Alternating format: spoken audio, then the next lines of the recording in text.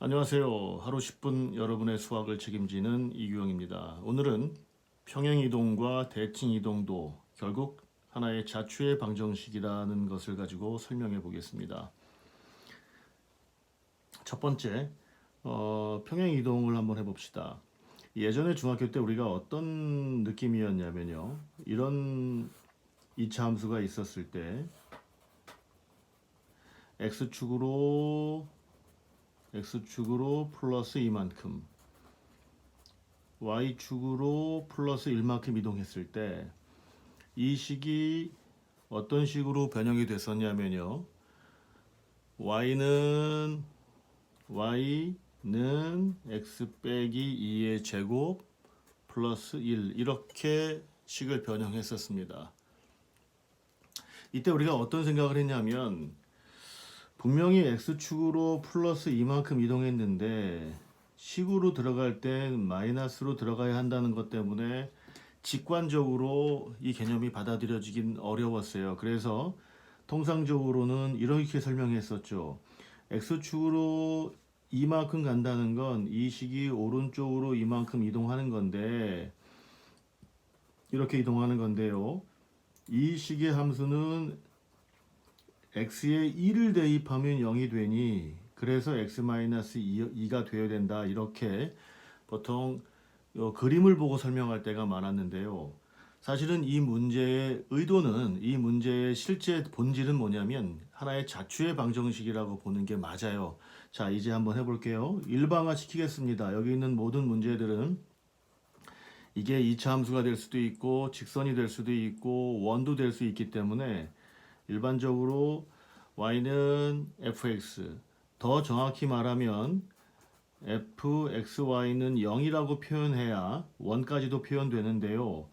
뭐 형태적으로는 비슷하니까 일단 y는 f, 여러분이 편하게 하도록 y는 fx라는 것으로 문제를 풀어볼게요. 자, 이런 거죠. 여기 있는 2차 함수를 이런 함수를 또는 이런 도형을 y는 fx라는 도형을 x축으로 이만큼 y축으로 1만큼 이동하면 여기 있는 점들이 다 이렇게 이동하겠죠. 이 점도 x축으로 이만큼 그래서 이렇게 이동할 거고요. 여기 있는 점들도 x축으로 이만큼 y축으로 1만큼 해서 이렇게 이동할 거고요. 뭐 이쪽 점도 마찬가지로 x축으로 이만큼 y축으로 1만큼 해서 새로 옮겨지는 그래프는 아마 이렇게 되겠죠. 이게 바로 자추입니다. 이게 바로 자추라는 거죠. 여기 있는 원 함수를 이 한 점을 a, b라고 놓고 요 점이 옮겨지는 이 점을 x, y라고 하고 이 점과 이 점 사이의 관계를 이용해서 자추의 방정식을 풀어내는 것과 다르지 않습니다. 어떻게 했었죠? AB가 y는 fx 위에 있으므로 이렇게 식을 썼었죠. B는 FA다. 요 X, Y 자리에 A, B를 대입해서 이렇게 썼었고요. 자, A, B와 X, Y의 관계는 이렇다. A에다가 2를 더하면 X가 되고 B에다가 2를 더하면 Y가 되니 A는 X, 2, B는 Y, 1에서 B 자리에 Y-1을 대입하고 A 자리에 X-1을 대입해서 식을 마무리했었죠. Y-1은 F, X-2. 그래서 우리가 앞에서 설명했던 요 플러스 1도 사실은 요로 넘기면 Y-1은 X-2의 제곱이 될 테죠.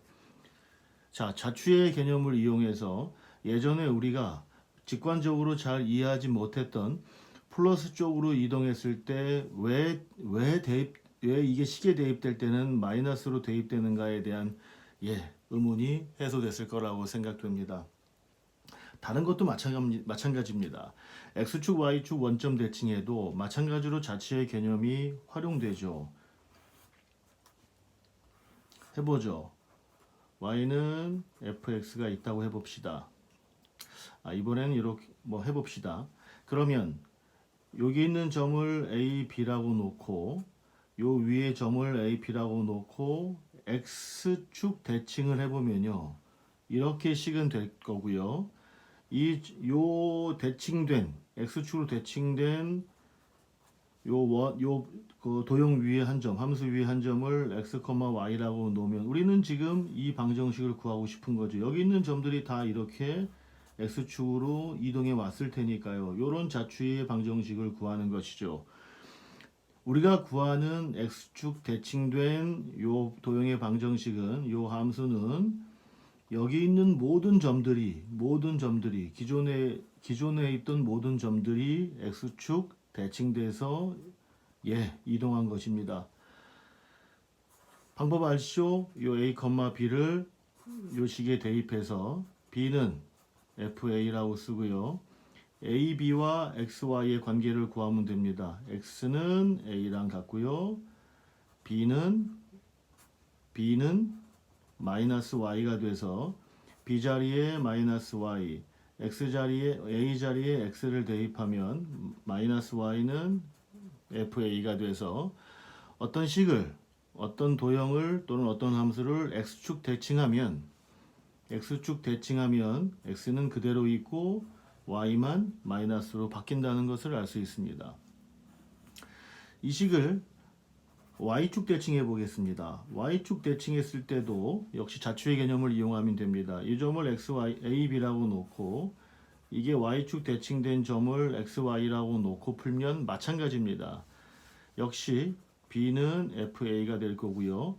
a, b와 x, y의 관계를 구하면 a는 마이너스 x가 될 거고요. b는 y랑 같아서 요 a 자리에 마이너스 x, b 자리에 y를 대입하면 y는 f 마이너스 x가 돼서 어떤 식을 y축에 대칭하면 y 값은 그대로 두고 x 값만 마이너스로 바꿔주면 됩니다.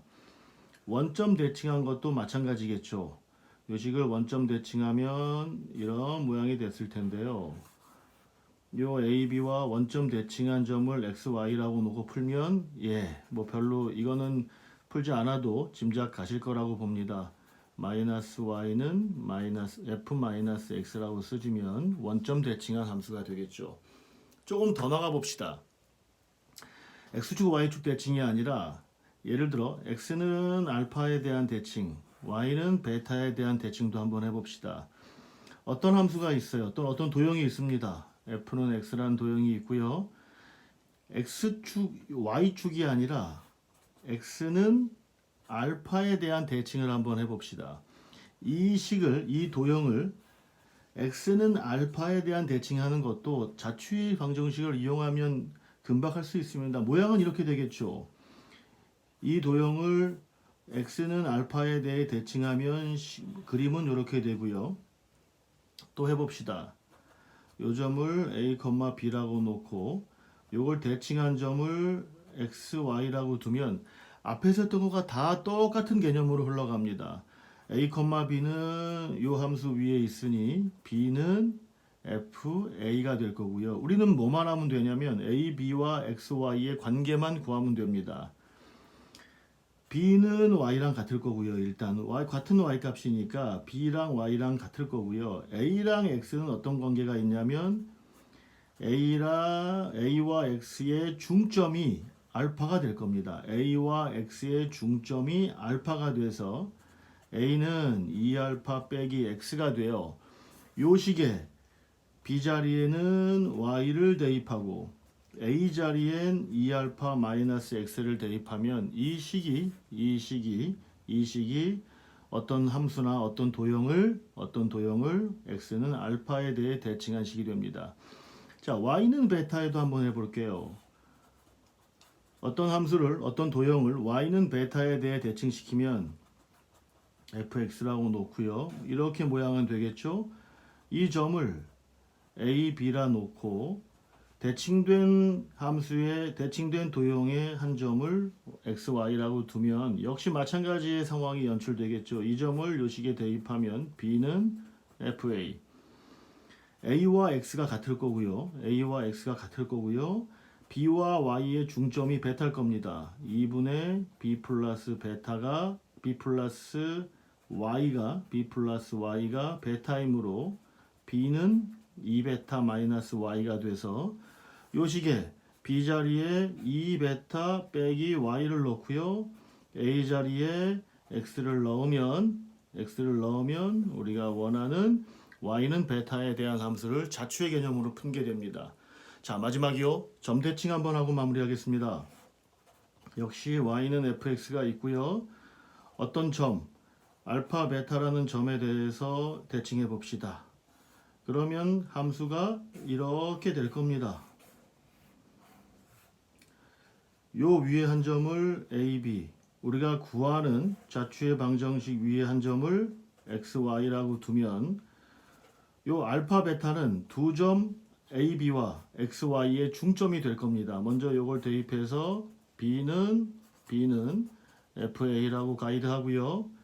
2분의 a 플러스 x가 알파, 2분의 b 플러스 y가 베타. 따라서 a는 2알파 빼기 x, 따라서 b는 2베타 빼기 y. 요 두 식을 요 식에 대입하면 b 자리에 2베타 마이너스 y, a 자리에 2알파 빼기 x가 돼서 어떤 함수나 도형을 어떤 점에 대해서 대칭한 함수나 도형을 자추의 개념으로 풀어봤습니다. 뭐 굳이 이렇게 이 공식을 외울 필요는 없습니다. 지금 몇 가지 공식 비슷한 것들이 계속 나오고 있는데요. 이 공식을 외우라는 것이 아니라 대칭이나 이동에 대해서 문제가 나오면 우리는 자추의 개념을 이용해서 문제를 풀 수 있다는 것을 알 수 있다는 것입니다. 개념이 좀 어려우니 한두 번 더 돌려보시기 바랍니다.